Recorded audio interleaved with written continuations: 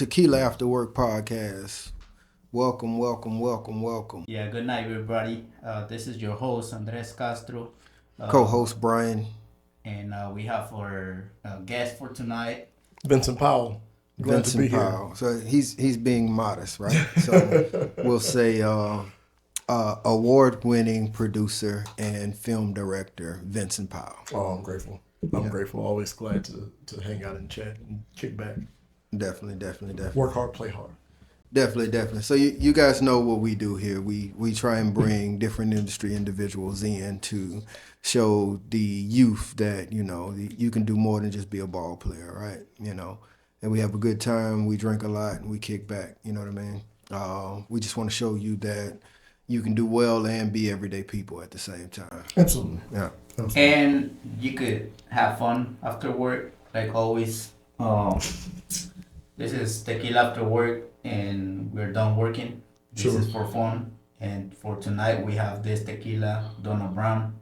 To the Thanksgiving episode. Thanksgiving episode. Yeah. Nice. Indeed. So, Benson. Yeah. Do us a favor and kind of just give us a little bit of background of what your industry is and exactly what you do. Yo, so I do a few things, right? I am a media advocate and filmmaker and storyteller and preacher, and so it's a little bit of everything, right? So by day, it's my Monday, Wednesday, Friday day job. I'm a full-time professor at Texas Southern University. Okay. The illustrious TSU. I missed that part. I should have put that in No, there. it's fine. It's all good. It's all good. Okay. It's all good. It's Okay. a lot. It's a lot of backslash, right? Right. So I teach in the School of Communication where I was a graduate many years ago. I teach in the Department of Radio, Television, and Film. So I teach filmmaking and podcasting and storytelling and photography and producing and directing and editing and all these different things, right? I teach grad and undergrad. This semester is my wildest semester. Like I said, I'm full-time there. I don't have any TA. I have 146 students. Oh, wow. 146 students. Overwork, underpaid. Come on, brother. You already know. HBCUs all day. That's all I need. HBCUs all day. That's all. Yeah. And so I teach, this semester I'm teaching media studies. Okay. I've got 60 students in that, a lot of them freshmen and sophomores, where we're studying the encoding and decoding of messages in media, whether it's music, film, news, whatever, whether it's social media or traditional media forms. We're looking at who's sending the message, why they're sending it, what they're saying by it, and how we should be receiving it and interpreting it. It's an amazing class where we can go from studying a picture or a painting by John Basquiat all the way to debating about Megan Thee Stallion and Tory Lanez. Okay. It's an amazing class that's very varied. Their Side homework, My aunt has a Basquiat and asked me did I want it. You say yes. Yeah. Okay. If you said no, I'd have problems. Right. Yeah. You say yes to the Basquiat. A lot of my students had never looked at art or stared at paintings and tried to tell stories, and so it's very awkward when I teach those classes where it's just about the still image, and you've got to develop thoughts and ideas and impressions about that. But that's a great class. I also teach sound for TV and film, so we deal with narrative storytelling. The first class that they come into, I give them a script from Stranger Things and ask them to go through it and break down the semantics of where the sound effects work. We look at films like Quiet Place and Bird Box, Right. and that have little dialogue, but a whole lot of nuances about what sound really is. Then that's about 30 students. Then I teach a course, public speaking, what we're doing right now, right? Right. The way I flip the course on its ear is I have them doing podcast episodes or TikTok videos. Because you think public speaking, you usually think at a podium, at a lectern in front of people. Right. And I was on the TSU debate team when I was there, traveled the world, Berlin, Hungary, Dubai,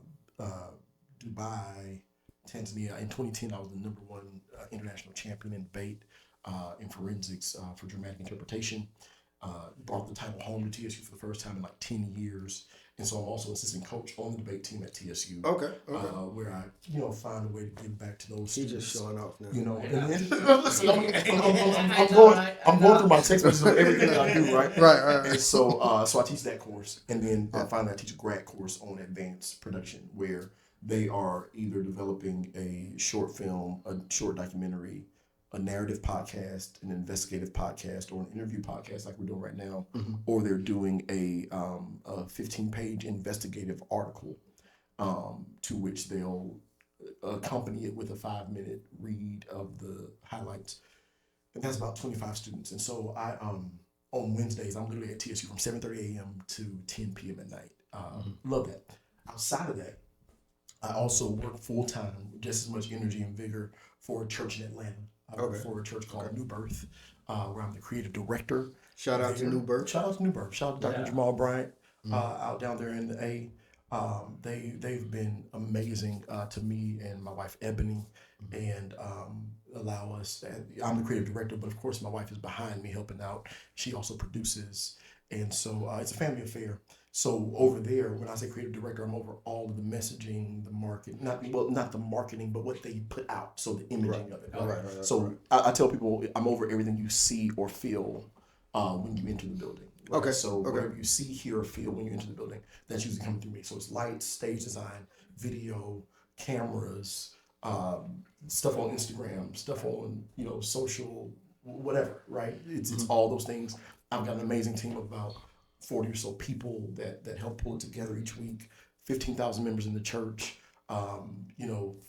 Millions of followers online, and so that's really amazing because it kind of keeps me on my toes. So I do about 65 to 80 hours a week with New Birth. I do about 15, 30 hours a week with TSU, and my wife still loves me.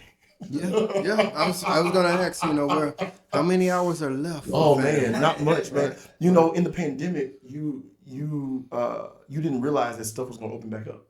It was easy to say yes to this stuff when it was all via Zoom and it was all online. Right, end of the world as we know it. Absolutely. And I had young professor. I'm only teaching one class here. I'm only going out to Atlanta here and there. We're not really in person. And then all of a sudden the world opens back up, and you can't really acquiesce on your responsibilities. You got to lean into it, right? And so it's leaning into my degrees, my passions, my ideas, and of course with it you learn about like your limits. But at the end of the day, it's just kind of bringing your whole self to it. Okay. All right. So let me throw a question out there, right? So you said your ideas, right? What would you say your worst idea was that you ever put out into the? I was 18 years old, and it's of course like 18 you have bad ideas anyway. But He's trying to justify. Right. But here, I have to bring it all the way to literally this week. Let me put some paint on it. So I did some kind of. It was one of those projects. I was in undergrad. I was at UNT in Denton, and this was before I got kicked out, put on academic probation, and then suspension, and then had to come home to Houston. With a 1.2 GPA. Are you doing better than my son? And now I teach, which is hilarious, right? It's serendipitous. Yeah. But I shot a film for a project, the easy way out, because I didn't want to write it, so I shot a film about it. And I wrote a word on the screen. Can't remember what the word was, but it was misspelled. It was like the word ponder or wonder, something like that, but it was misspelled. I'm working so fast, I put it out. And it shot the whole idea down, because the reason you put a text on the screen for an audience is for them to see it, read it, interpret it for themselves. I put a text on the screen for the audience, it was misspelled. So the only thing they can say is, whoever's behind this can't spell. Last week we put out, or Tuesday really, we put out this Thanksgiving special at New Birth. This girl named Zakiya Stewart is a part of it. Her name is Zakiya, Zakeya. And we get ready to air it, and I send it to her. She's an artist out of Tennessee, amazing vocalist, and she's like, my name is misspelled. And I'm like, crap. If your name is misspelled on this, your name has been misspelled on everything that we put out. right? Every graphic, every announcement. The build-up is totally wrong. Yo, everything is off, bro. Right. The dumbest idea is me pretending I can spell names of people or words without having somebody check me. And that's where Ebony gets very upset because my wife is an English professor or teacher. She's taught English for nearly a decade, over a decade. Right. And so she's like, you have someone that can spell check for you. Why do that? And at least you got one. Yeah. I like to deem myself as a genius who can't spell. I'll take that. Right. I would take that. So, I would, and life doesn't give you squiggly red lines. Right. You just gotta dive out there. And no autocorrect. Oh, come on. It's like, listen, and my thoughts come faster than my fingers can work. You know what I mean? Right. It's a good thing that we can type. By the time you hit send, it's over. The other dumb. This was an idea, but this was the dumbest thing I ever did, career wise. I was working for. I'm 22, I think, 21, 22. And I'm working for another church here in Houston. And I got fed up with the pastor and I quit.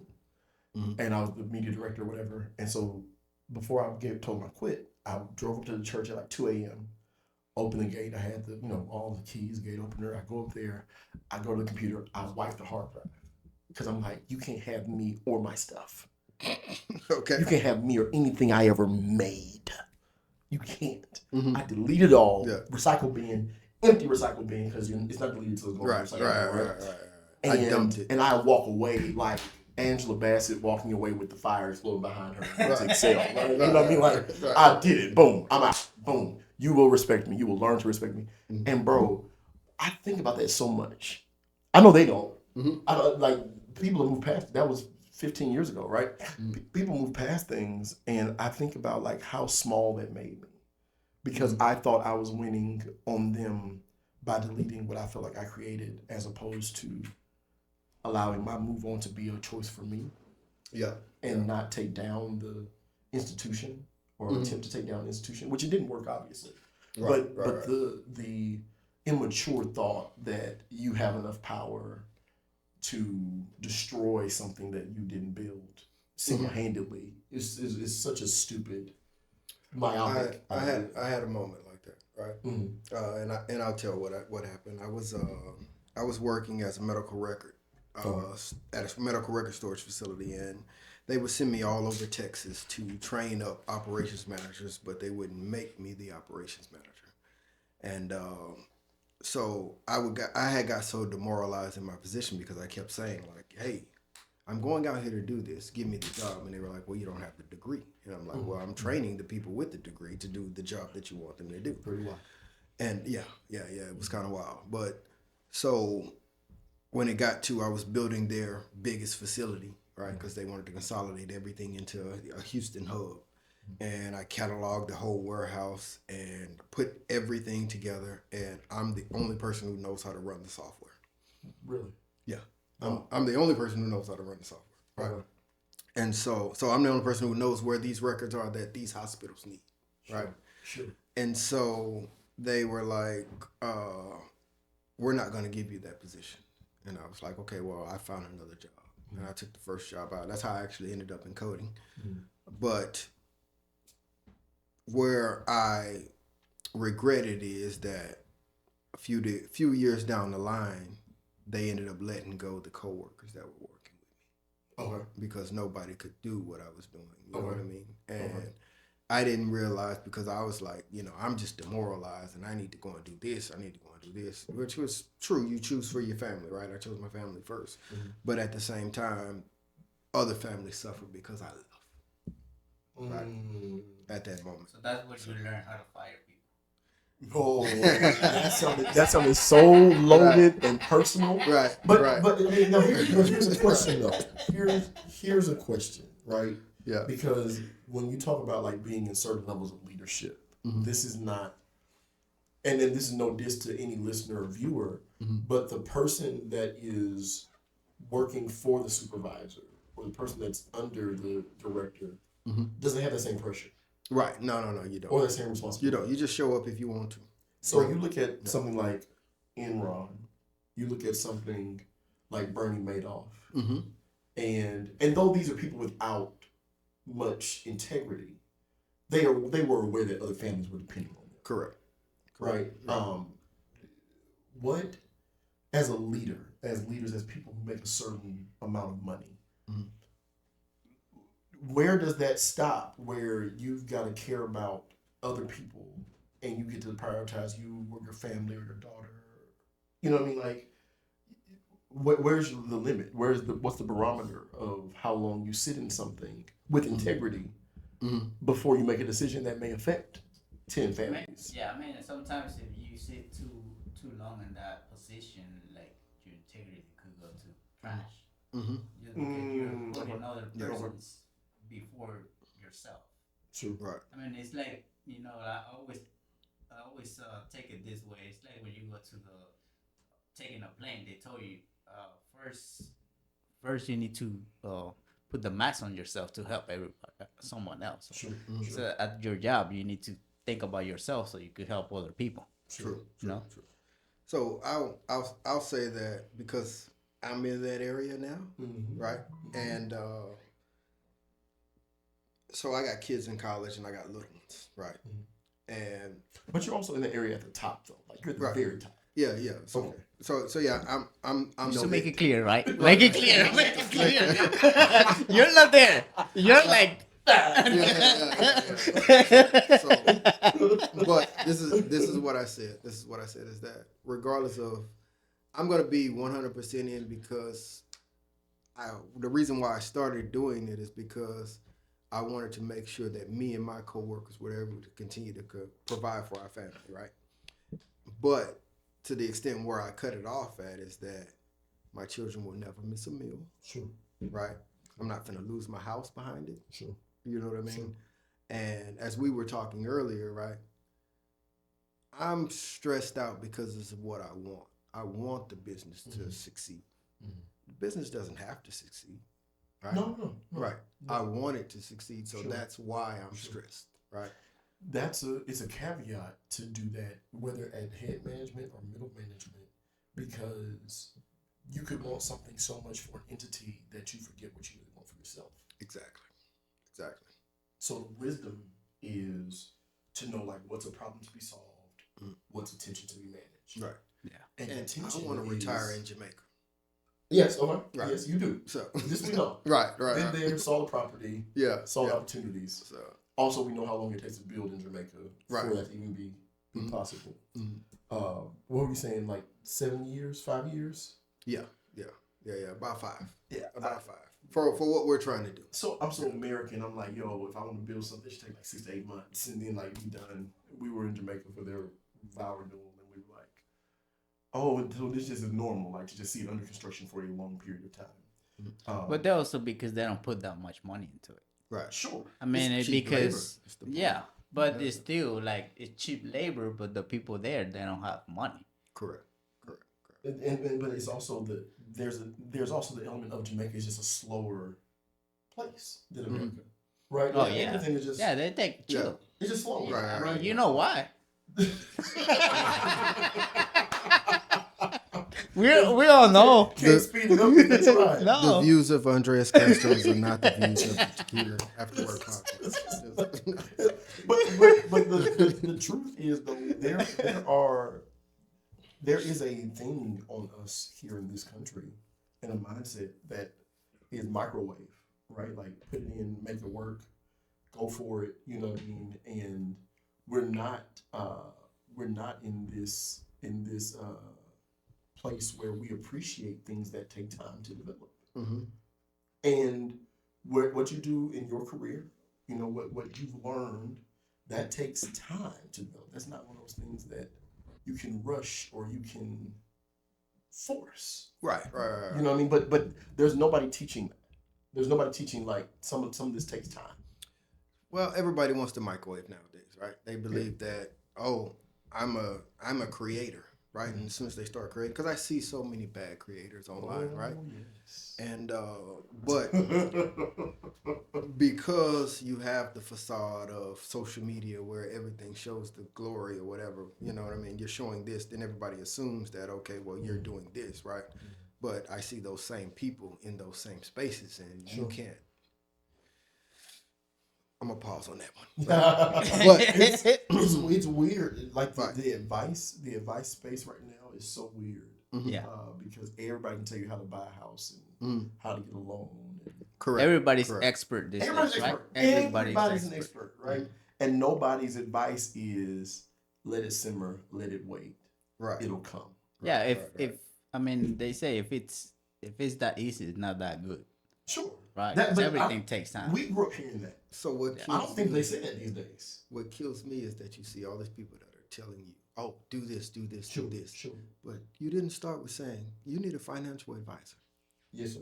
Right? You didn't start with that. You didn't say, "Oh, well." No, they say subscribe and pay my monthly fee, and I show you how. Right. Join my Patreon. They said, And "Oh, then we all three of us went and got a life insurance policy without a financial advisor."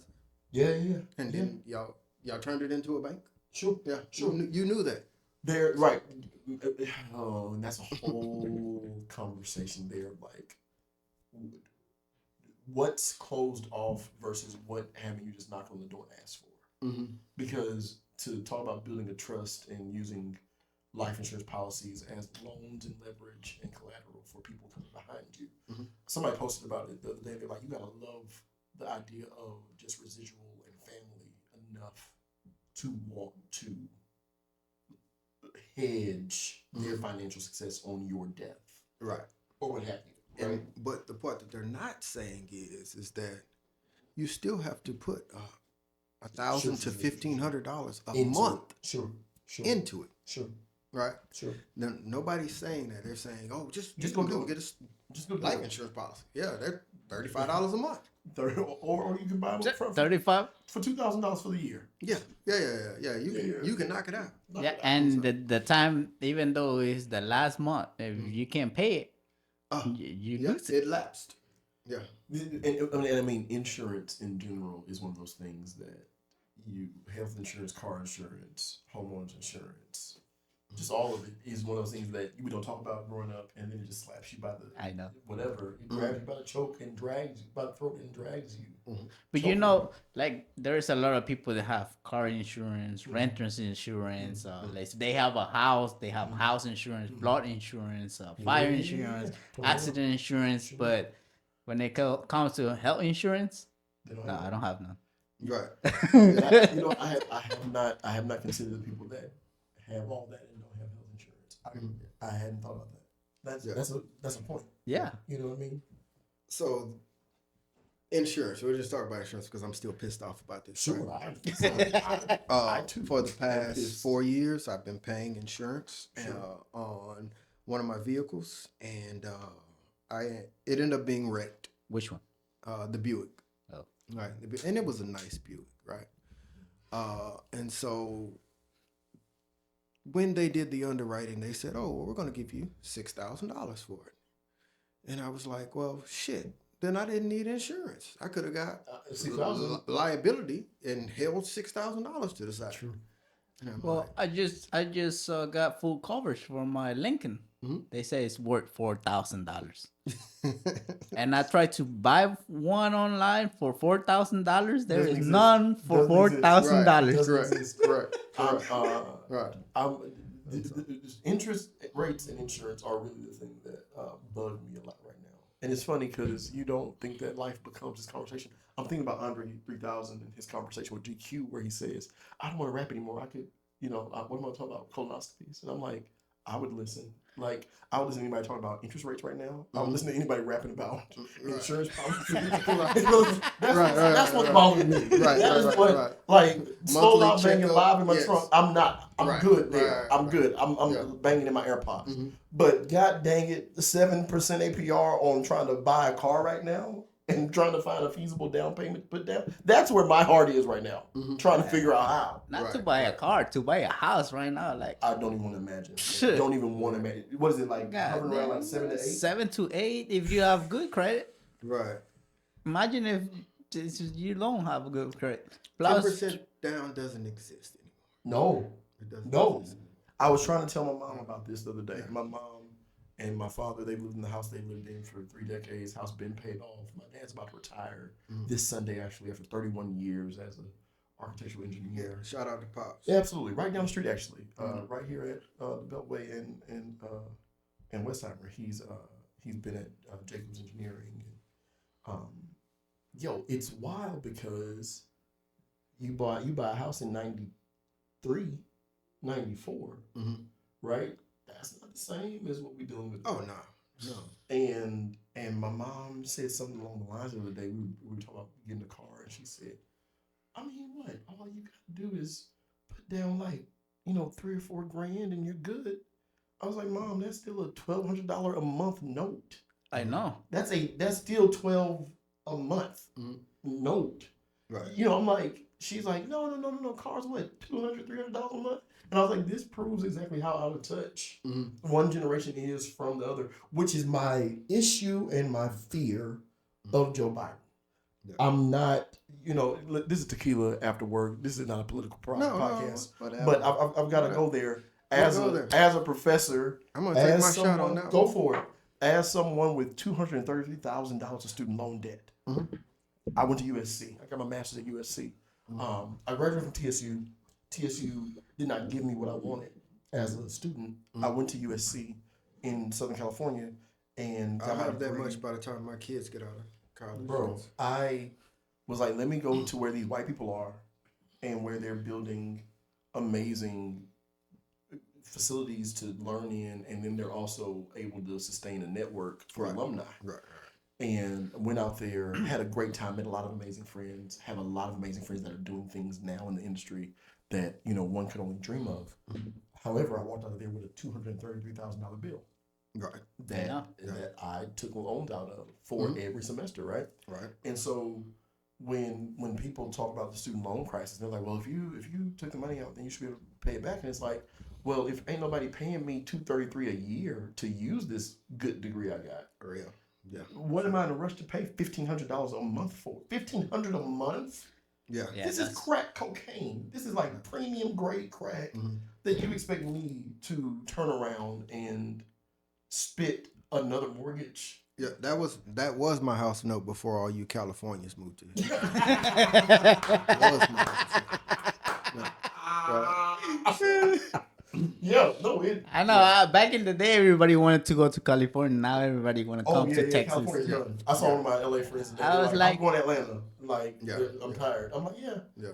I saw the writing on the wall. I graduated May 2019, directed my first film at Prairie View A&M. We shot there.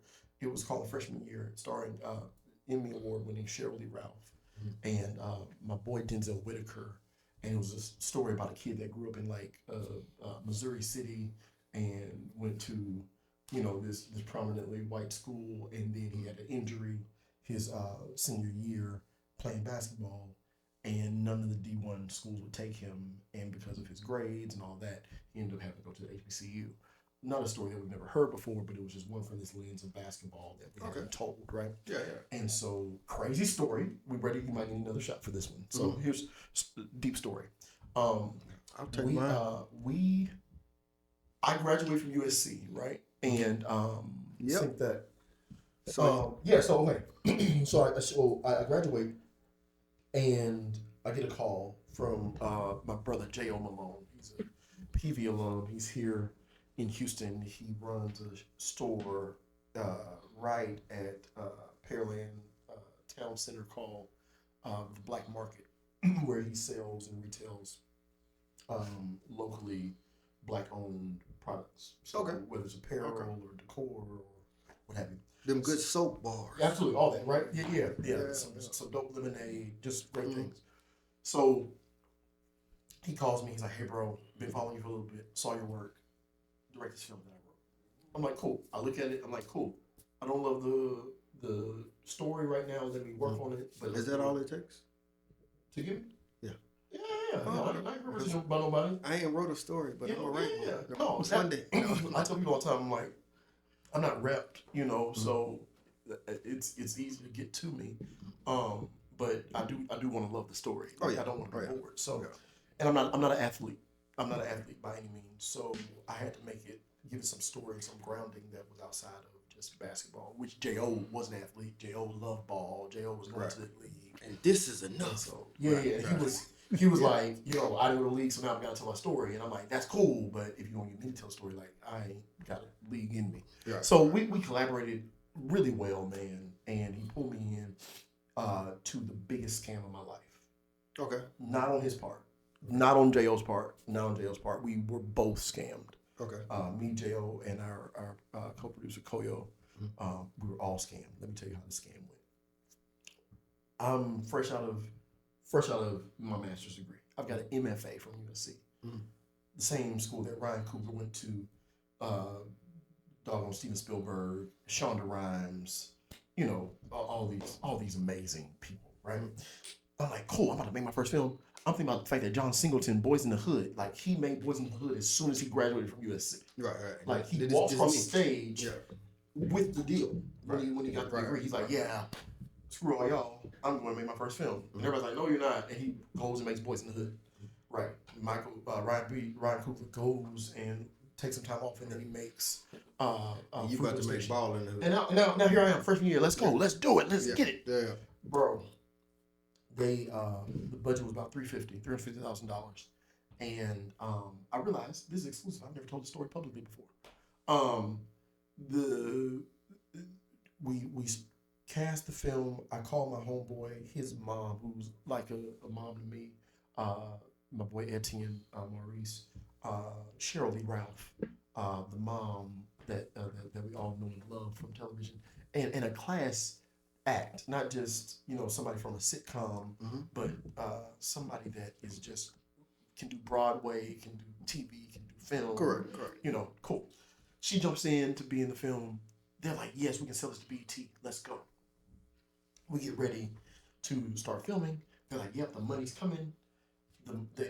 We see some money come in. Cool. We start making the film. We shoot for 19 days at PV. And a few days over in Missouri City, we're wrapping up, and basically my camera guy's like, I'm not giving you this footage. And I'm like, not giving me the footage. I need the footage because that's my job. Right. Like, give me the footage after every day. Right. Days ended, I need the footage. He says, I can't give you the footage. I haven't been paid. I said, oh, shoot. I thought I was the only one that hadn't gotten paid. But I'm not tripping because my hotel's covered. My food is covered. I got a driver every day. They pick me up in a nice vehicle. Cool. I'm not thinking anything of it because I'm like, give me my money whenever I'm done. As long as you cover my meals and stuff, I ain't got nothing. Right. I'm good on the back. Yeah, I'm good. Yeah. Hadn't thought about it one time until my DP says none of us have gotten paid for 3 weeks. God damn. If you didn't get paid for 3 weeks, bro, and you're living in an Airbnb, correct, with crew members that you do or don't know in a state you're not from, bro, these people are hot. Yeah. They are upset, and they're thinking, you from here, so you with them. Oh, come on. Yeah.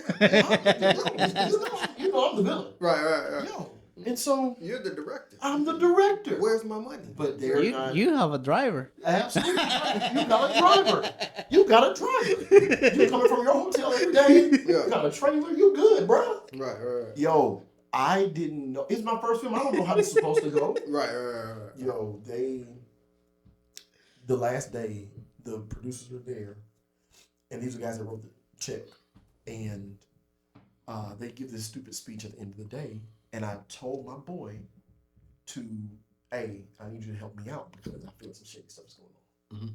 You gotta help me get this footage.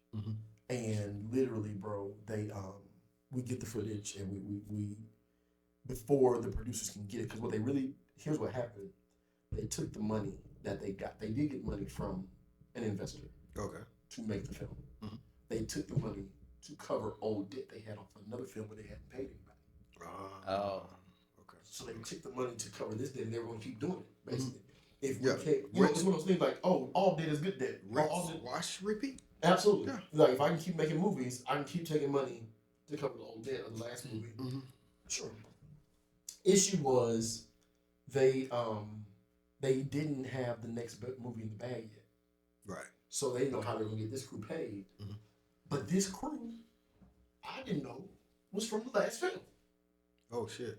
So they money all tied up. Yeah. So they ain't been paid for a long time. Oh, yeah. The world is closing in on me. The world is closing in on me. I'm like, what in the world is going on? bro. We finally. And you telling people to do shit, bro. Come on. So it's over. I'm upset because we realize it's a scheme and a scam. We get with Fort Bend. We get with Harris County. We got warrants for these people's arrest. They've fled the country. It went into a whole thing. So They went to Mexico, right? no, went to Nigeria. Oh. Yeah, like the whole Nigerian prince email scam, the one that your grandma probably clicked the button on, like full-fledged scam. Literally. I almost said something racist, but no. Don't. So don't. Yeah. So we. It won't be the first one. The pandemic arrives. That's November 2019. You know what happens February 2020. Mm-hmm. Pandemic arrives, and these PPP loans start rolling. Mm-hmm. And the most beautiful day I ever had was one day when my boy J.O. sent me a link that one of the producers who screwed us got arrested for $4 million PPP loan fraud.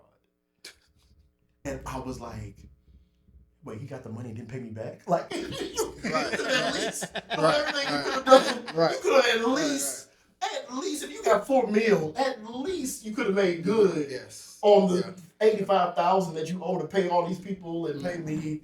But it showed me very early. And one of my professors told me, like, you're going to get burned sooner or later.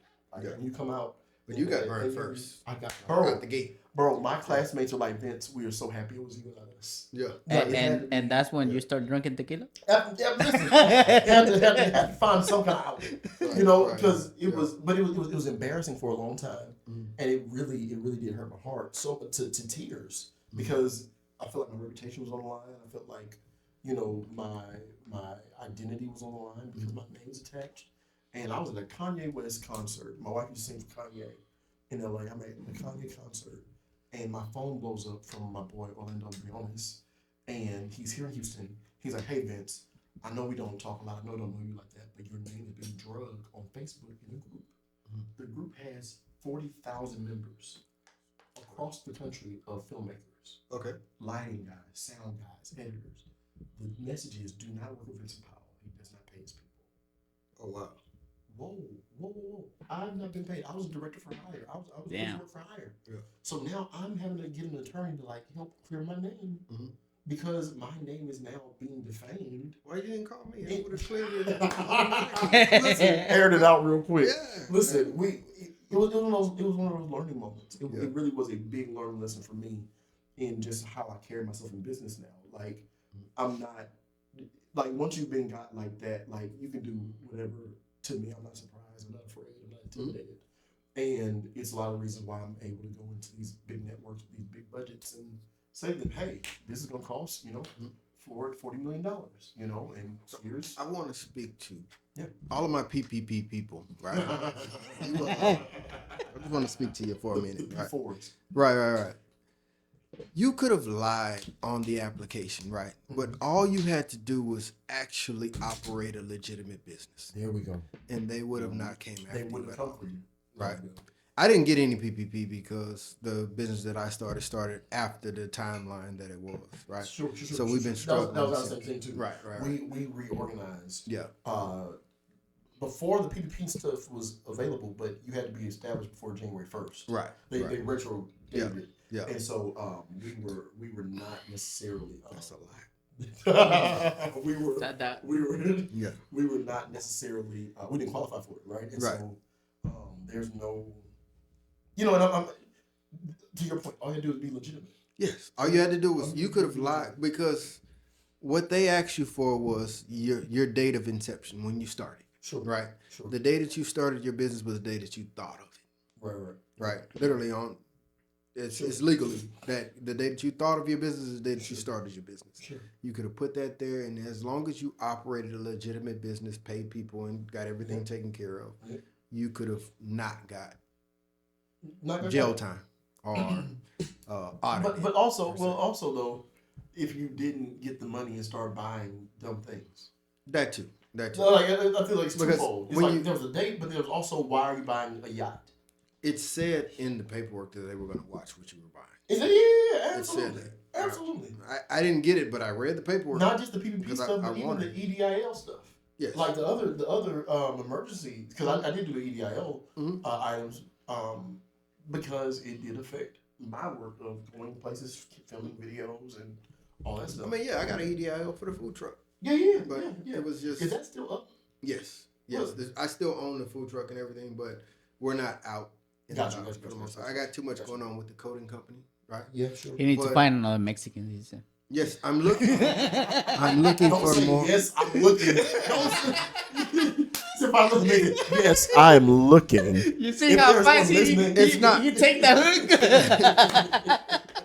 It's not racist if a Mexican said it first, right? No. I mean, we're good cookers. Yeah. Okay, not me, but they are. You're I'm the only one that can cook, I guess. No, I have a chef. Nice. I have a chef. Right now, I have him working as a sandblaster. And you're also an amazing chef, just for the record. Just for the record. The ham for Thanksgiving yesterday was amazing. Yeah, just for the record. I Just for the record, he didn't invite me. Just for the record, everybody over here, I did not receive that text. So You're like, I don't want no Mexican here. Oh, so I will say this, right? And I'll say this to you, and I'll say this to live, right? This guy knows he doesn't need an invite. The door's wide open. If there's so many people that I would put in before. There's so many people that I would put in before. Sure. No, but so you got to cook. Mm-hmm. You've got and that's the other thing, right? Like people who do things isn't the only thing they do. Right. Like we've all become multifaceted, Yeah.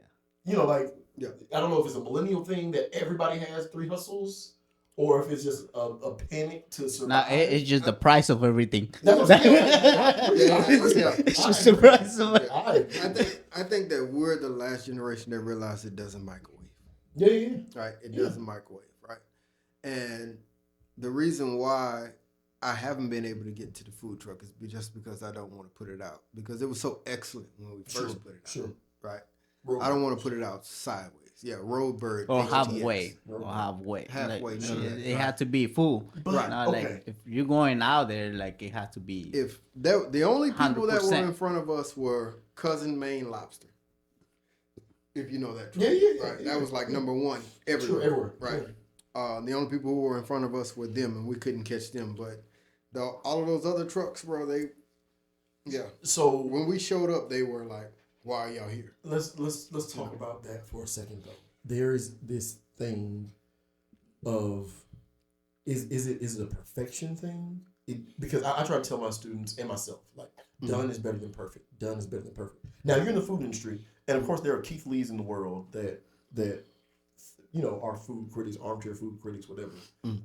And there are health codes, obviously, right? Correct. So there are certain standards that you got to live up to, just to be established. But then there's public, the court of public opinion, and so it's like, as you're rethinking this right now, are you considering how big the menu was, who your vendors were for items on the menu? What are you recalculating right now to not help you stutter through the perfectionist part that could say, okay, the right people, the right problems could alleviate a whole lot of things that I'm trying to keep an edge on? So I would say for us, it was a timing thing, right? Okay. For the timing thing was we had just had the twins, right? And the twins were premature because they were twins in one woman's belly, right? And then my beautiful wife, she was taking care of them while I was out till 4 a.m. in the morning, trying to run this truck and make sure that it pays for everything. It was running crazy. When I launched it, you know what I mean? I was building it while I was working in all the ass, right? And then they said, we're closing the company. And it was like, well, shit, full-time food truck. Let's go, right? And so it was a timing thing for me. But because my background was Six Sigma, Lean Six Sigma, I had leaned out the menu. I took a page, literally, I studied Waffle House, right? Gotcha. Because Waffle House built there where most food you can get out as fast as possible, XYZ, right? So the way that I set up the truck, the way that I set up the way that people operated inside of the truck and everything. It was just flowing, right? And whenever we showed up, there was never there was a line, but nobody was mad because they weren't getting their food for 30 minutes, right? Because we were popping it out, because that's the way that we did it. We simplified the menu. We said we're gonna do one type of protein, right? But we're gonna serve it 8 ways. Okay. Right? And that's what made us so successful. Gotcha. Right? Because we were making buku money off of one type of protein. Chick-fil-A. Yeah, pretty much. Right? Sure. And so from there, it was just a timing thing that I had to step back and say, look, going home at night and having these conversations with my wife. Yeah. You know what I mean? Yeah. I didn't have these conversations when I was working for someone else. Sure. You know what I mean? Sure. Right. Sure. And so that was where it was like, okay, well, look, time out on this. With more mouths to feed. Right. And also, there were days where we didn't make what we were supposed to make. Right. You know what I mean? Right. So, and people don't realize that as a business owner, when you take the loss, when you don't get paid for 3 months, you know what I mean? Sure. But you paid everybody else, sure. Right? And everything from the outside looks good. People don't realize that, man, this guy is actually suffering. Absolutely. You know? Absolutely. And nobody cares if they don't get their check. No. Absolutely not. Right? Absolutely. Nobody understands, I haven't got my check. I need to be paid right now. I ain't been paid in 3 months. Yeah. And that was one thing that I used to do when I would talk with guys about when they were messing up at work, right? Sure. I said, you're making your issue my issue, right? Mm-hmm. Can I think that's his favorite word. Yeah. Is it? Like, yeah. Your issue is my issue. Right, yeah. I said it a lot. Right? I'm about to print it and put it in the office. Yeah. And I say, can I make my issue your issue? Impossible. Yeah, right? No. And they say, what is your issue? Okay. On the list. Well, payroll is Sure. $30,000. Keep going. Right? The rent is $15,000. Right. You know what I mean? The electricity is $10,000. Electric, all of the utilities, $10,000. You know what I mean? So, can I make my issues your issues? And then they say no. Right. Okay. Well, the next time you make your issue my issue, you're fired. And their issue being whatever they did that was wrong on the line. No, I can't come to work because of this. I can't do this because of this. Okay, you know okay, what I mean? okay. You're not doing this because of this. Yes. You know what I mean? Yes. I can't make my issue your issue, so why are you making your issues my issues? Yeah. You know what I mean? Yeah.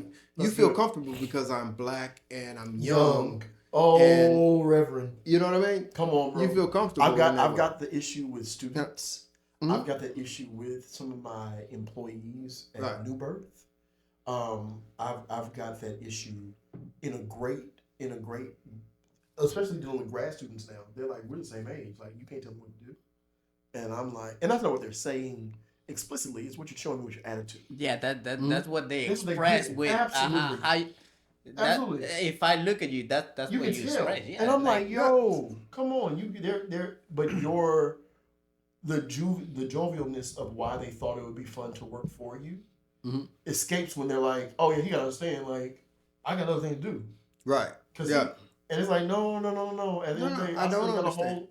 But it's crazy because there's some high level management people that understand work ethic these days. Yeah. And then there's the people who are our age as well, or younger, that don't understand it at all. Mm-hmm. And it's a gulf. Like, it is either, like, there's no, like, oh, some people can be trained into it. It's like, people either get it or they don't. This is not the same. Like, my dad doing 31 years at his job, amazing. I would never do 31 years anywhere. Yeah. Right? We're just those kinds of people, you know? And that's, it's not a crime, but it's also like 31 years, how many raises, how many transitions, how many different projects, how many different, whatever. Yeah. Versus the person that's like, they join the job, you got like a 90-day probation. What's like 90 days? Yeah. 90-day probation. And then on day 91, it's like, oh yeah, I got an excuse already. Yeah, exactly. For this thing. You know, we recently dealt with a sentence in our family where we were taking shifts and all that stuff. I did let people know that what I'm giving will be delayed. Like my delivery will be delayed because of some family issues. However, I can't clock out and be like, oh yeah, no, I quit that project. Yeah, move on to somebody else. Don't expect it from me anymore. But as the owner, I didn't take him not one day off. You can't. Huh? Yeah. You can't. I get to the work in the morning and I pray in my office, drop a tear, and get to it. Sure. You know what I mean? You've got to do it. You got to. Right? You got to. There's no... But my first year in business taught me one thing. Okay. Was that no one, and I guarantee you no one, is going to bleed or believe in it the way that you believe it. Correct. Yeah, I mean, that's true. Because, I mean, no one is going to sweat what you sweat for what you want. Right. Right? I have friends that are good workers. I have one I know him for years, and he been working for me or with me for years. He's a good worker, but he knows, like, hey, it's me before you. But there's also, though, a level of trust that you have to have that while people may not want it as bad as you want it, there are some people that can see it better than you can too. Yeah. Right? I believe like that. There are people that you can bring alongside you. They're tied to it. They might not bleed the way you bleed, but they may be able to push you leagues beyond what you saw originally. Oh yeah. Just because of what they do. You know what I mean? And I know one guy. Sure. Andres Castro. Appreciate it. I know one guy. Appreciate it. I know one guy. Yeah. Okay, I mean, I think we have the same belief, right? Sure. We probably not have the same responsibilities, but I mean, we have the same It's belief, hard to find right? somebody who believes in the vision. That's right. You know Come what I mean? on. Come on. And as me, like director, that's all my life is. Is like, can you relate vision to a group of people and allow them to execute? And every day, my job rises or falls on what you said out of your mouth, what you wrote. Can someone else take it and run with it? And it's one of those exercises that's not the same as like, oh, I'm about to cast vision for the year or do a projection of earnings or anything like that. I can't do that because the project's sometimes 3 weeks long, sometimes 4 weeks long, whatever. But it's still a matter and a management of, can you relay something to somebody, allow them to believe it enough so that they can take it as their own. You know, at the end of the day, you're still the person on the name and the check and all that.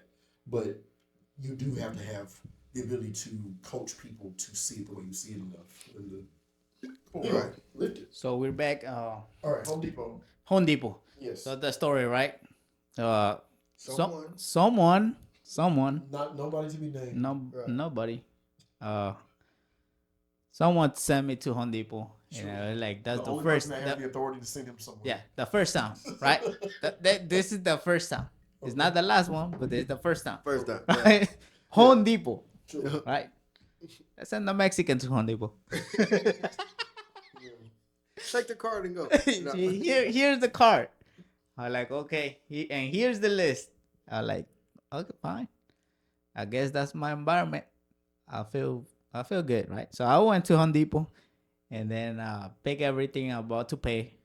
And he was like, oh, the car got denied. I was like, do you have an ID? I'm like, yeah, I have an ID. Pull up my ID. He's like, well, the car is not on your name. I was like, do you have another car? I was like, yeah, I have another car, but it's mine. This is for the company. I have the shirt. It says the same and name. The card says the company. The company. Yeah. He was like, well, I cannot take the shirt as as ID. The card needs to be with your ID. I was like, okay, so I called Brian, right? Call Brian. Hey, Brian, the car is not going through. He was like, what do you mean? Like, yeah, no, it's not going through. He's like, yes, they need my ID. They need to be on my name because it was over like 500, something like that. They were like, I told Brian, of course you have to send the Mexican with with the card that doesn't have the name, right? Sure. And then I told her the worst part. I told the girl like, okay, I'm gonna put the car over here because someone is coming Sure. to pay for the basket. And then I was like, someone came with the car or ID, and then I was like, "Where's the basket?"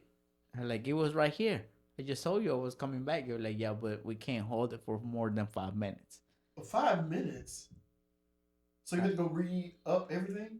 Yeah. Oh God. But for the good thing is like we were starting to get everything out, and I saw my card. They were putting back, about to start putting all the stuff back. Yeah. And I was like, "Oh, that's my card." That could annoy. So yeah. It when was I walked already in the- annoying. Yeah. Oh, I talked shit the whole time. I'm sure. I'm sure. What the fuck? He came here. He's got the shirt on. Like, Yeah. Yeah. Like, oh, sir, we did. He had the shirt on. I don't even have the Home Depot stuff isn't even in my name because I don't live there. A. Yeah. B. I'm like I'm not the person in Home Depot. I went to Home Depot tonight for my wife. She wanted some. She's plugging up fairy lights in the hallway, and she's doing one with the batteries. I'm like, sis, you gonna have to go through batteries all Christmas. I know, You need like to every day. plug. Yeah, you need a plug. Like there's an outlet one. I know it because I bought it last year. We put it in the. Mm-hmm. She started decorating before. The one that works with your phone. Yeah. Yeah. Because that's of course that's how the house has to work, right? Yeah. Somebody gave me that for a gift. She started building the thing before she went through the boxes of stuff we already had. Okay. So we went to Target today and spent money, and we drove around. Target. Yeah, Target. you can't go on Target without spending money. Well, but I'm like, you don't want to open the box and see what Christmas decorations you already have. Yeah. Like, why are we buying new stuff now? She's like, "No, we don't have it. Yeah, we don't have it." Bro. Can I vent for a minute? So I'm at Home Depot buying. Go ahead. fairy Go lights. ahead. Let me vent for a minute, right? Go ahead. So, last year was a white Christmas, right? Mhm. So it was white and gold, whatever.